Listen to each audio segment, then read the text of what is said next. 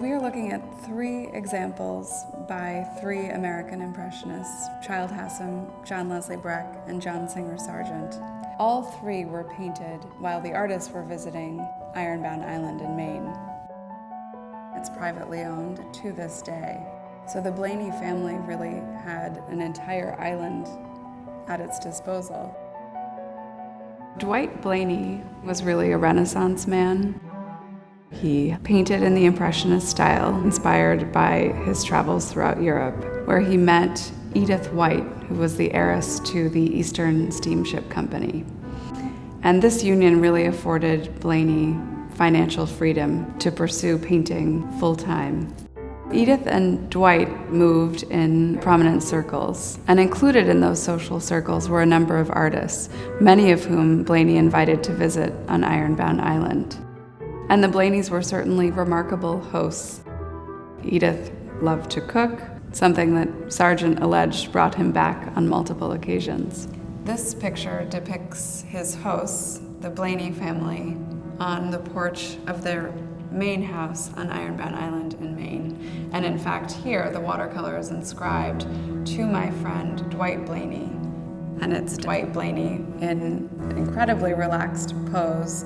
His wife, Edith, is shown here mending, and their daughters, Margaret and Libby, are also on the porch.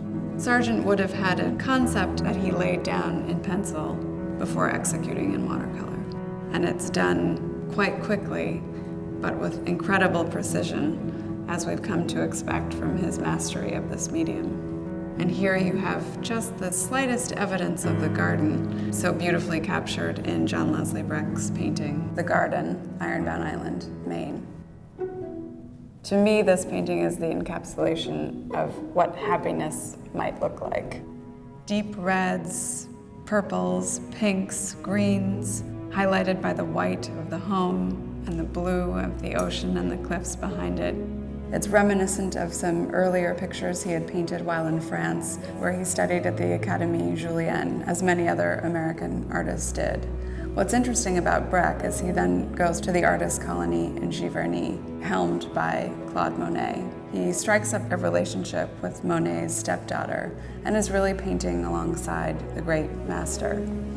That relationship dissolves, and Breck returns, where he's really heralded as the first American to bring Impressionism to the United States.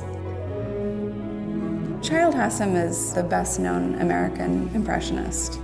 This is really Hassam at the height of his Impressionist style. He's already been to Europe, he's studied abroad, but here he's really delighting in not only his use of colors, but also the surface. I mean, there's a wonderful impasto here that depicts the sunset.